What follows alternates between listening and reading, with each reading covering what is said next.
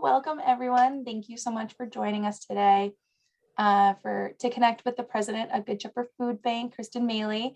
We're so grateful for you to hear for your support and to have you here with us today. I'm Cassidy Goslin, the donor engagement specialist here at the food bank.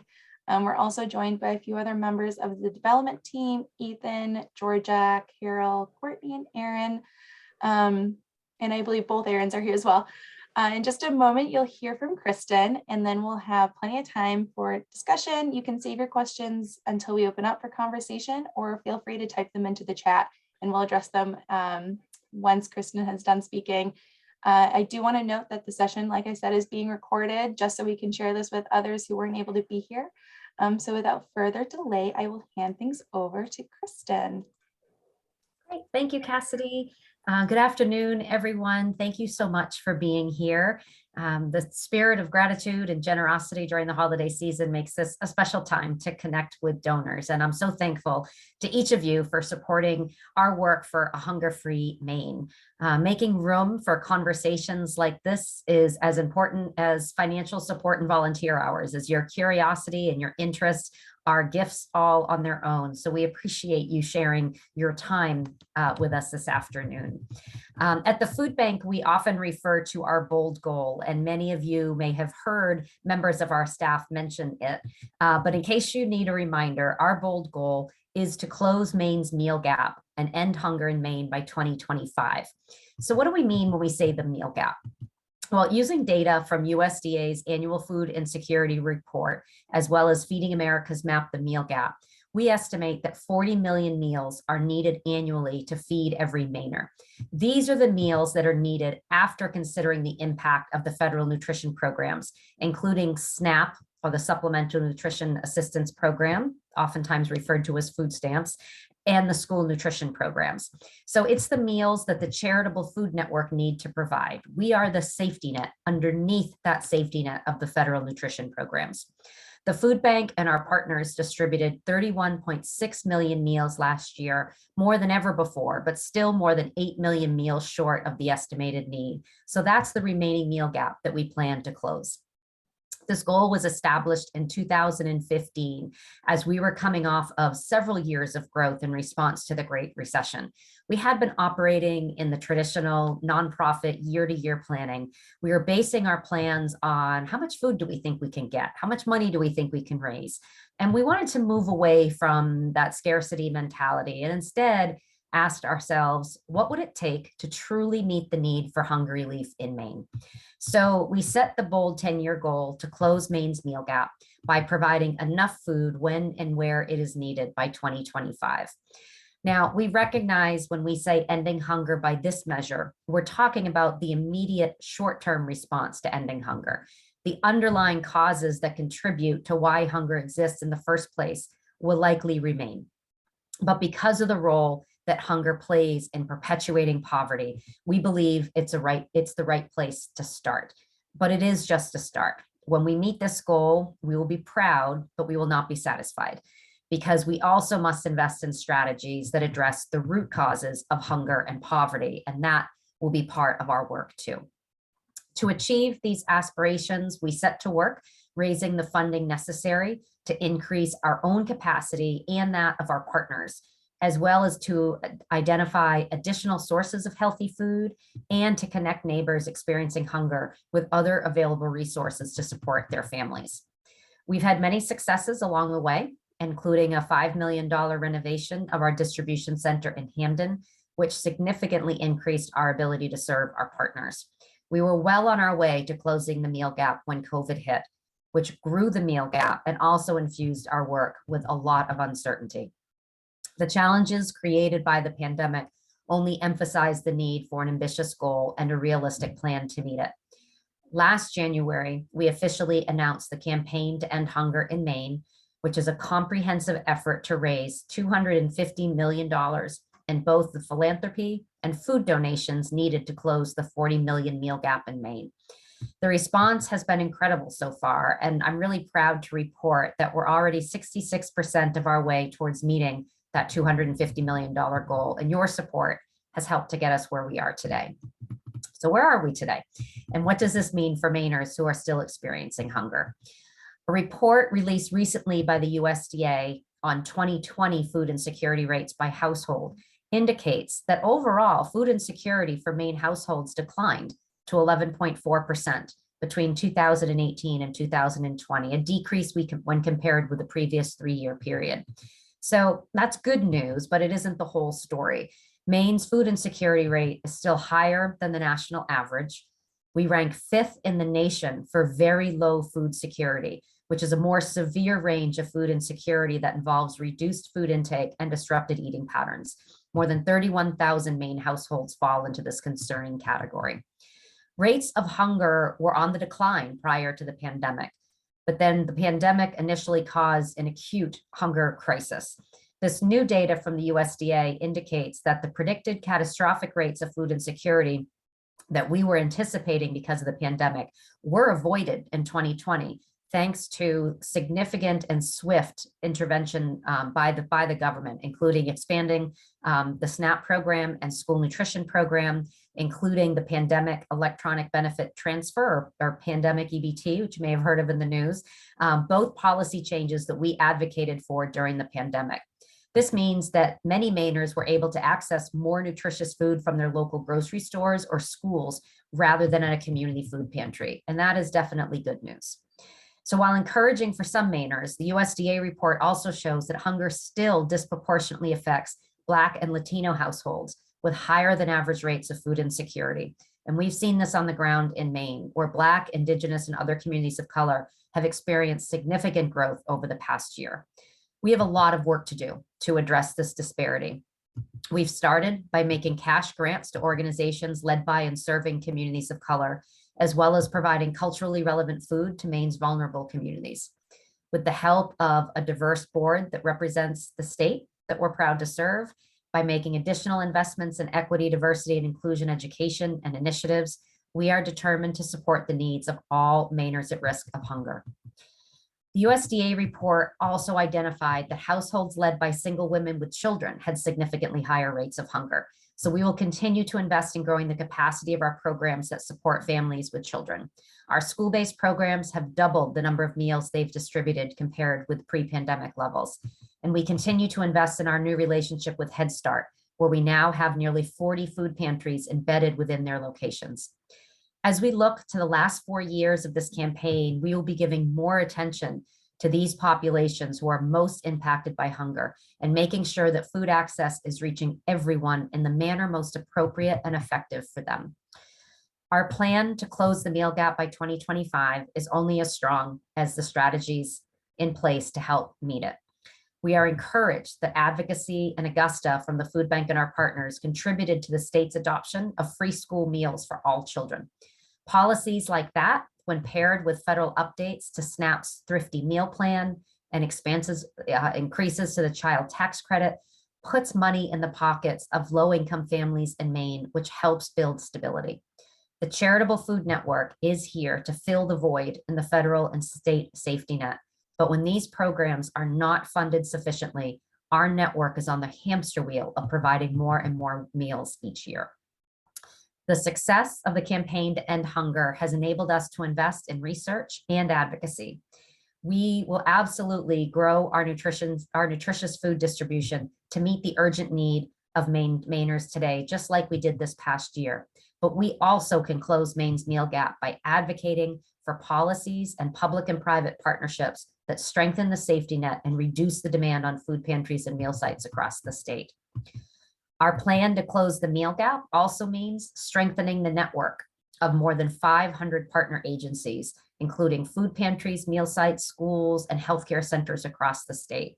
As many of you know, these partners play critical roles in their communities. They understand the unique needs of the families who use their services. Because our partners and the families they serve are the real experts on what's needed to ensure everyone has access to enough healthy food, we are granting more funds than ever before to partners that support innovation, capacity building, and expanded food access. Closing the meal gap by 2025, ending hunger in Maine, it is an achievable goal, but only with the continued partnership between our network of partner agencies, Mainers with lived experience of hunger, and our donors like you who are committed to making a difference. Your support for the campaign is already helping to stabilize the lives of neighbors in need, which will ultimately lead to a stronger, more resilient, and hunger-free Maine. So that concludes the prepared remarks. And I'm really looking forward to having this be more of a dialogue now. Would love to hear from you. And feel free, we have a larger crew today, which is actually really great to see. So feel free to put a question in the chat, raise your hand, or just feel free to hop off mute and jump in, and happy to hear your thoughts and answer your questions. Kristen, Yes, Lisa. you mentioned free school lunches for all kids. Can you talk a little bit more about that? Sure. So this was passed by the legislature last spring, and signed by the governor into law. Maine became the second state in the nation to adopt universal school meals for all kids. California beat us by a couple hours. It's so close, but anyways, and essentially this means that all kids are able to get either free school breakfast and school lunch at their school. More than 50% of kids in Maine already qualify for school lunches, but because of oftentimes the stigma and the sign up process, a lot of kids end up not getting those meals. And by making it so it is just a normal part of the school day where all kids go in and eat together and all get the same meal and then go on with their day, really helps normalize the school lunch program, reducing stigma and allowing more kids to be able to access that vital investment in their education. There have been many pilot studies around the country researching this, and all the data shows that it significantly increases participation for kids, and significantly can contribute to helping more kids be able to access their education. So we're thrilled that Maine's going to lead the way in the country, and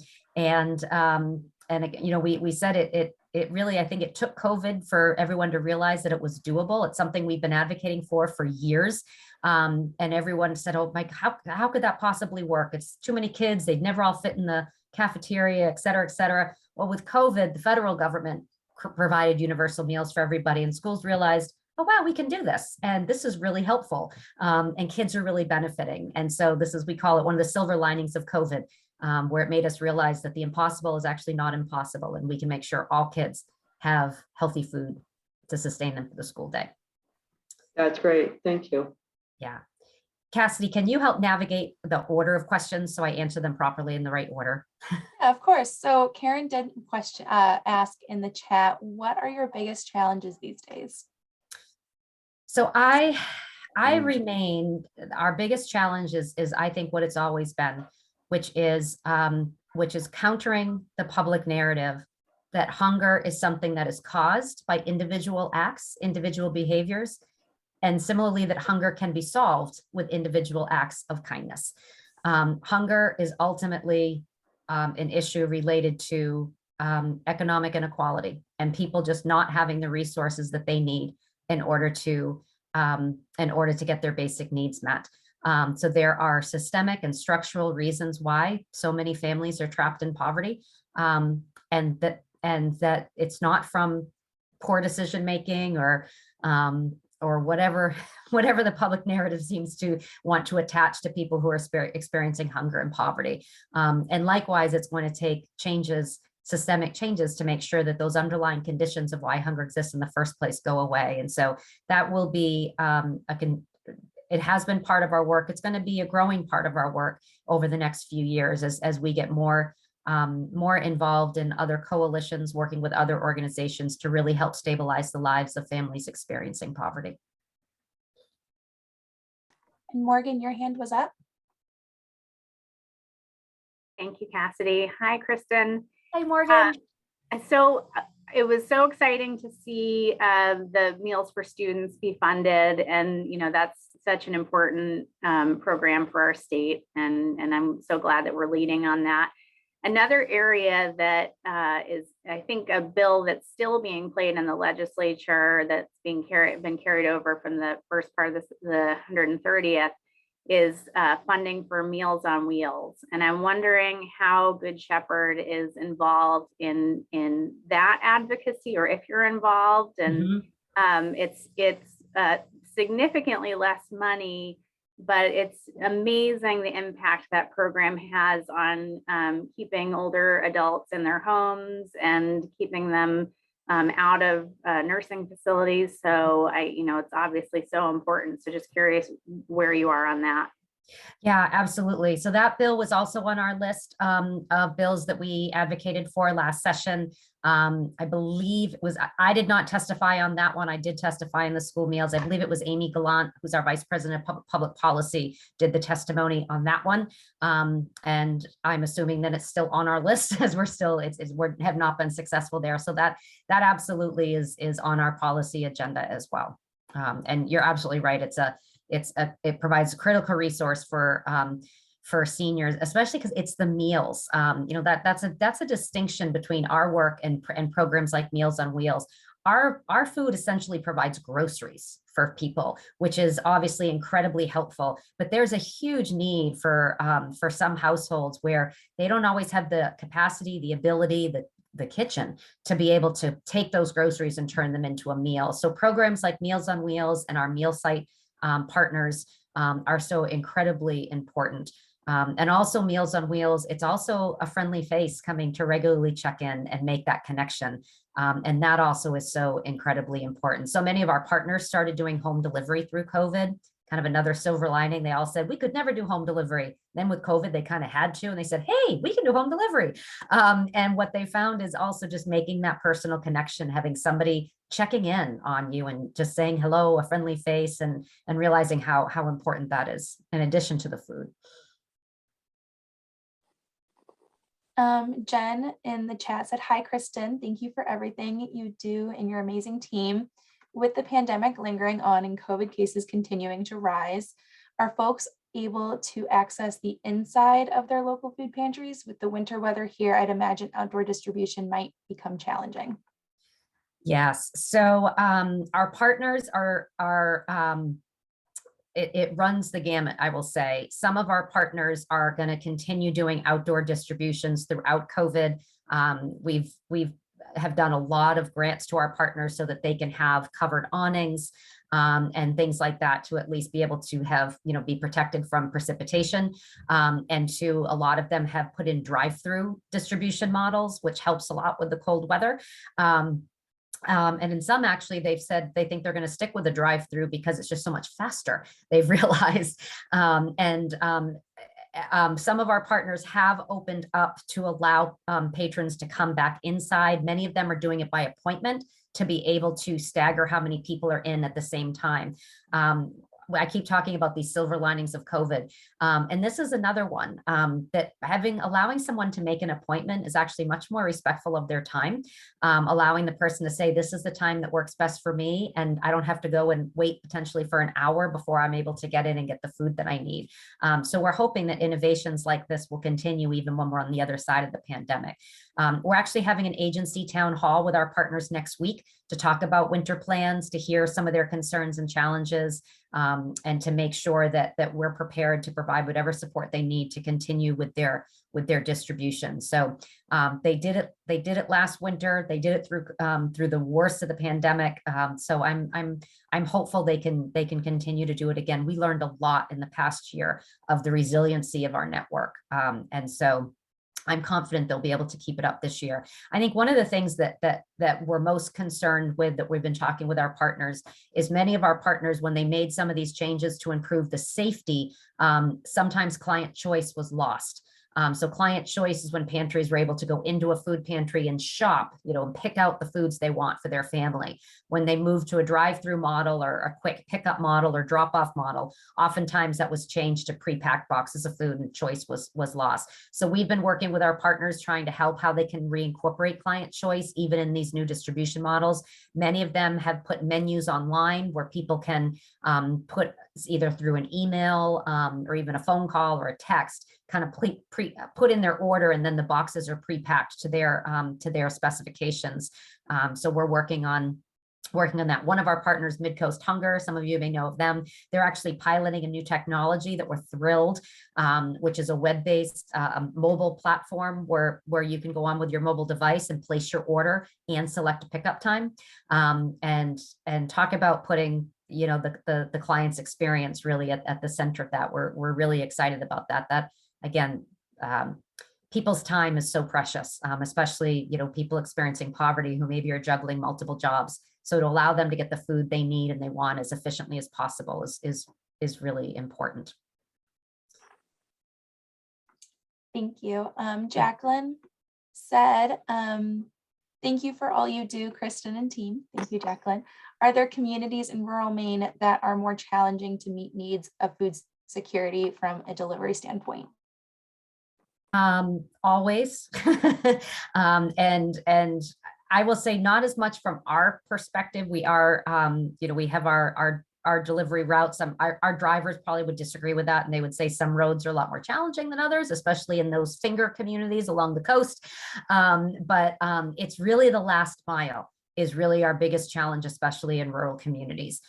We have done countless numbers of vehicle grants over the past year, as more and more of our partners are doing more home delivery.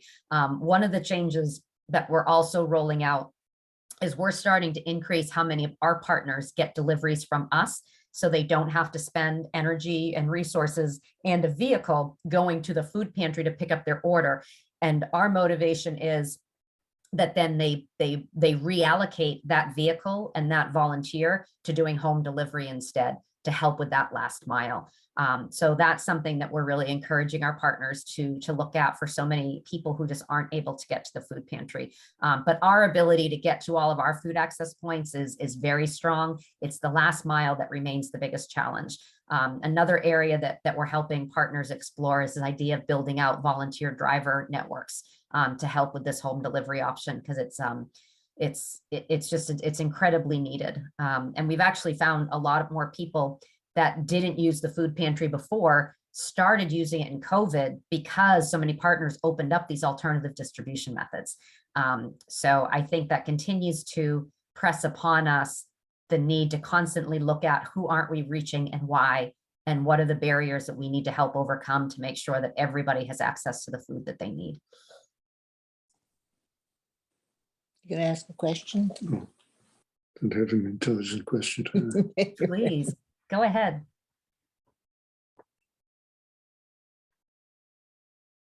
Alistair, did you guys have a question? No, can you see us? We can't see you, but we can hear you. Yeah. Ooh. No question at the moment. Okay. I'm not sure how to turn my picture on, not that you want to see it, but nevertheless. I have a question. Yes, Rick. Hi, Rick. Hi, Ann.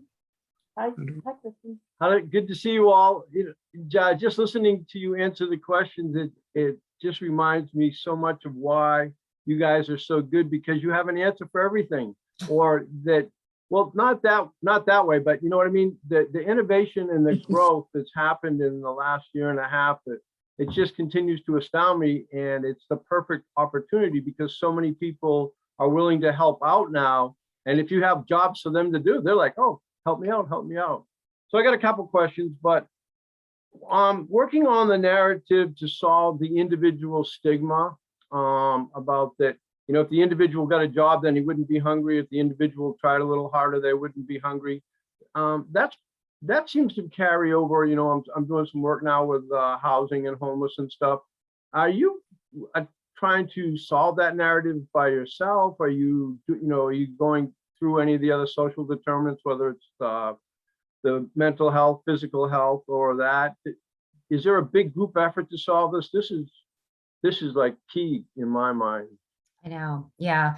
So I'll say a couple things. I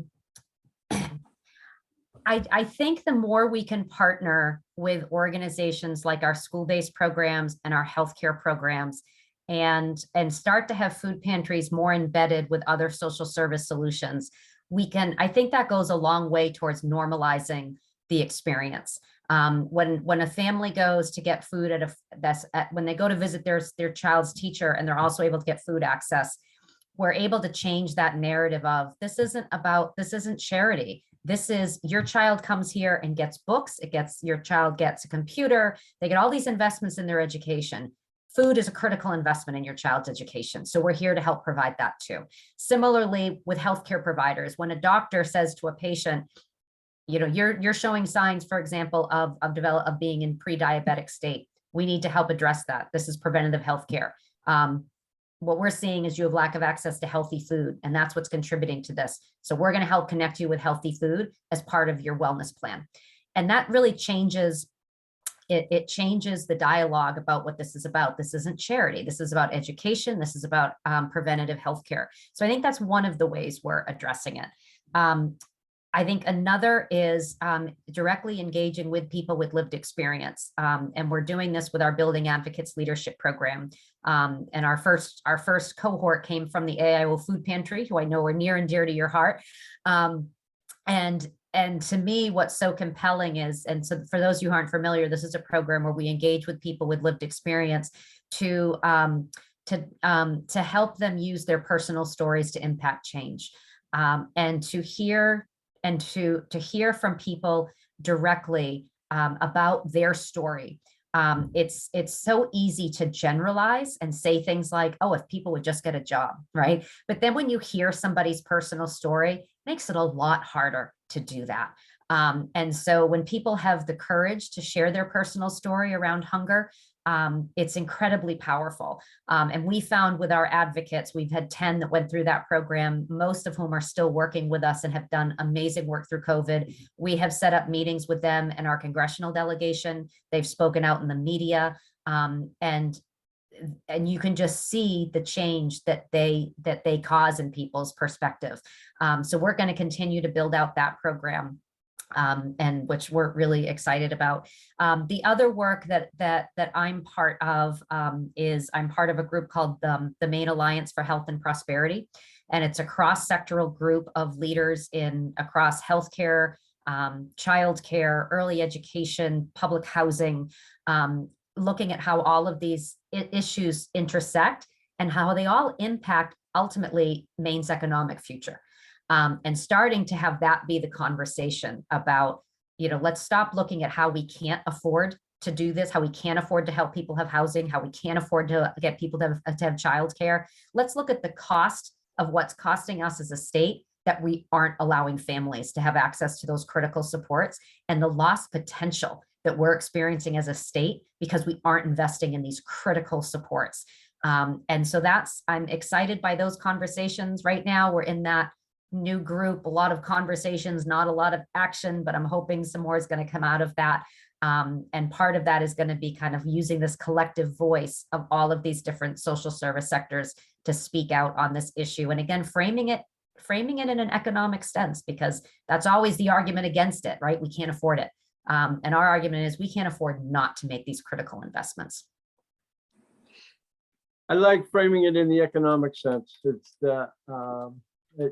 certainly the old way is it's hard to move people off of the where they're stuck in.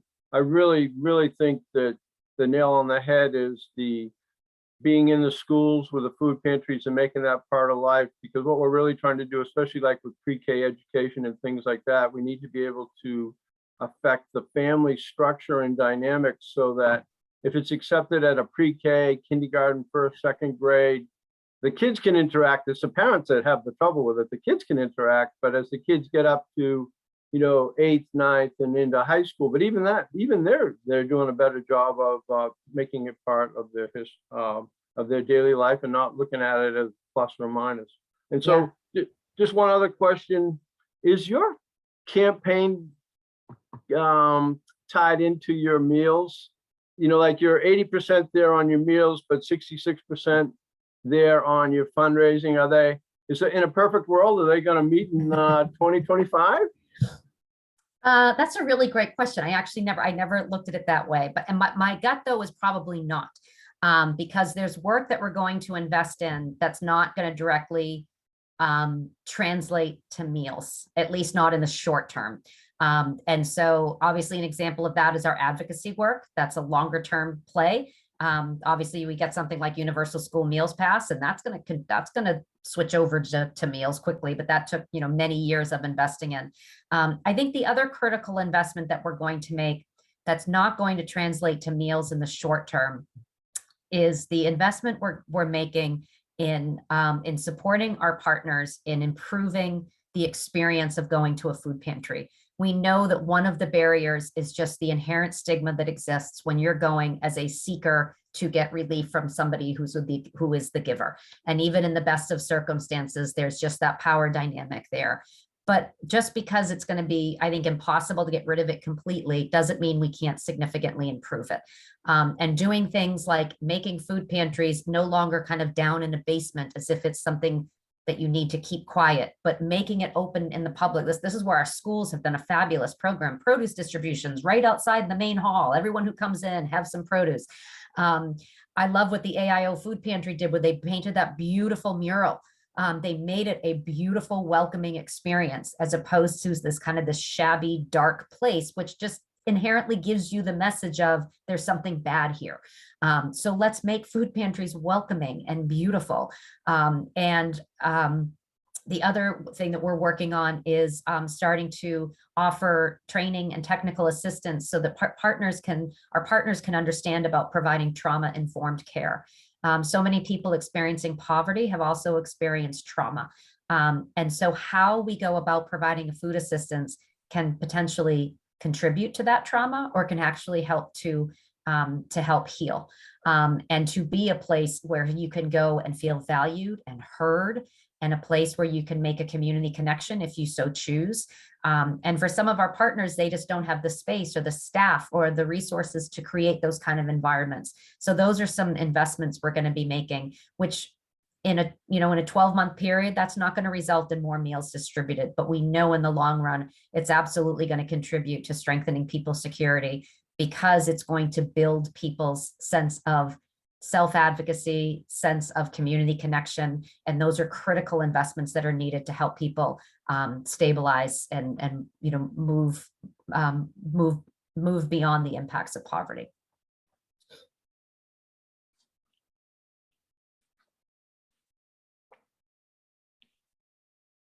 You guys ask good questions. Another question. Yeah, Jacqueline. At the beginning of the pandemic, I recognize, there was pandemic intervention and federal support. We've surpassed an 18-month mark with the pandemic. I never thought I would say that. So I wonder, how sustainable is it to receive help from the federal government long term? And is there any risk of losing those benefits over a long period of time? And if so, how will it impact you folks?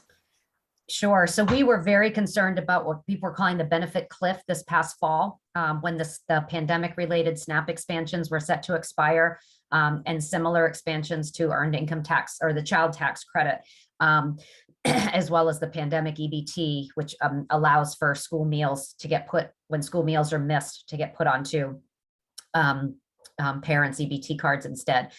Fortunately, the pandemic EBT was extended throughout this school year, which is great because we certainly have had a new surge in COVID cases that has resulted in a lot of kids having to stay home. And so that program has been extended. The pandemic SNAP expansions were stopped. However, they coincided that with an update to the thrifty meal plan. This was a change that has been overdue for more than 20 years, and we have been advocating for this ever since we started advocating probably about 10 years ago. And it has to do with how the USDA calculates the benefits that people receive to be able to cover their meal costs under the SNAP program. It had not been updated since the 1970s. So it was significantly underfunded. So they made that change. That change is now permanent and cannot be rolled back. And that resulted in about a 27% increase to SNAP benefits for families. So that is real and permanent, and we are absolutely thrilled. And we've heard from many of our partners that some of their folks that they've been working with for years have stopped coming to the food pantry, and they reached out to say, hey, we haven't seen you. Is everything okay? And they're hearing from families, everything's great. My SNAP's been expanded. I don't need to go to the food pantry anymore. So that is fabulous news. And there's also been just recently, there was another study published. There's so much data to back this up, but somehow we need to keep studying it and to convince people that SNAP significantly impacts and lifts millions of families out of poverty. And the impact on children's education is so clear. It impacts high school graduation rates at a significant level. It impacts children's test scores as they move through their school years, and it just significantly impacts their health. So much so that the American Academy of Pediatrics considers SNAP one of the critical, what they call childhood vaccines, to make sure a child grows up healthy. So again, it's a new and a bigger investment, but I think one that definitely has an incredibly compelling ROI that fortunately is not going to be rolled back. I don't know as much about the housing. That is not my area of expertise, but I think that's definitely, I know, one that's on a lot of people's minds as well. And I welcome if anyone has updates on that, but that is, I'm not up to date on the housing supports for renters and where that stands. No. No. Morgan, you had your hand up. Do you have a question? I was clapping. That was the clapping emoji.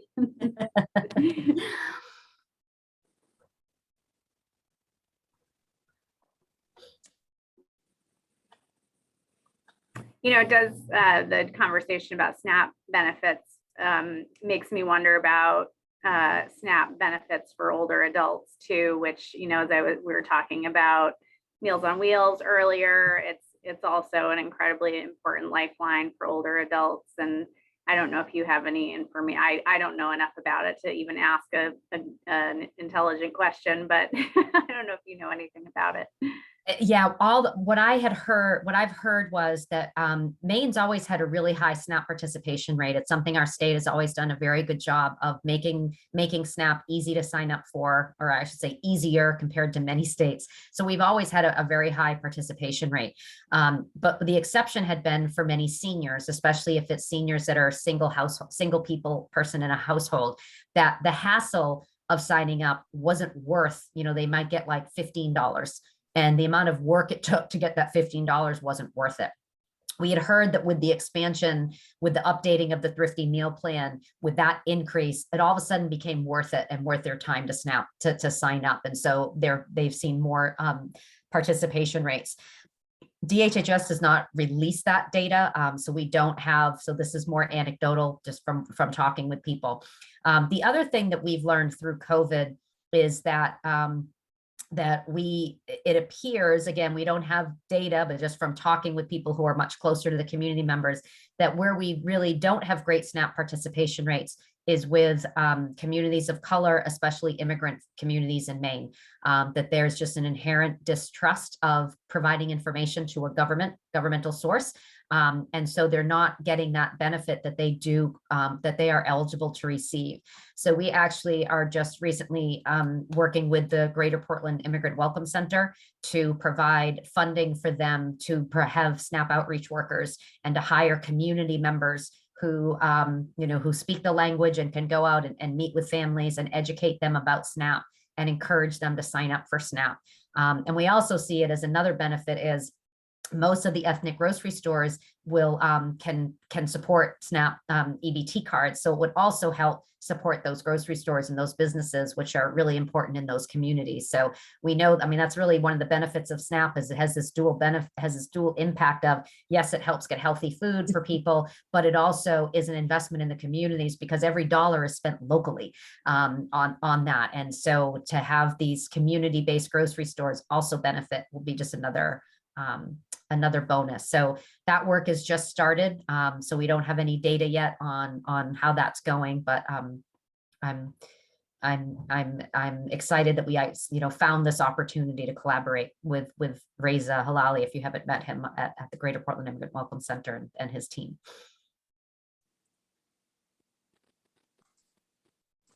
All right, if there are no additional questions, it looks like our time together is coming to an end. If you do need to jump off the call, please do so.